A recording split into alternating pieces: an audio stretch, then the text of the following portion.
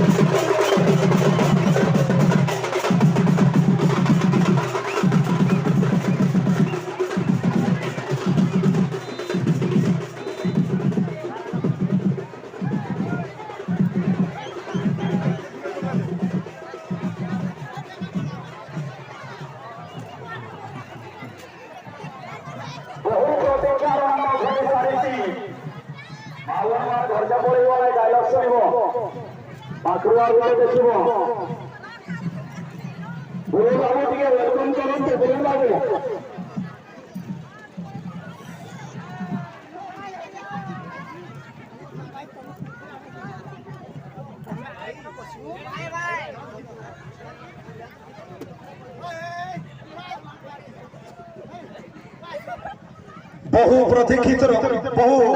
प्रतीक्षित मुहूर्तर अंत घटी पड़ियारे चलित वर्ष टूर्णामेंट जहाँ विषय आम पूर्व 4 दिन धरी उद्घोषणा कर सारी ओडिया धारावाहिक जगतर चुंबली नायिका मिस तृप्ति वर्तमान आम मंच पहुंची सारी आयोजक समिति तरफ स्वतंत्र धन्यवाद अर्पण करूँ बहुमूल्य समय से चढ़ी आज मुख्य मंच ओडिया मध्य चली टूर्णामेंट तृतीय सेमिफाइनाल गोटे गोल लीड रखी टीम तमकेश्वर एफसी गोटे गोल रे पछुआ रही ओपोनेंट टीम के भाई एफसी बड़नुआ गाँ ओडिया मध्य किसी समय पूर्व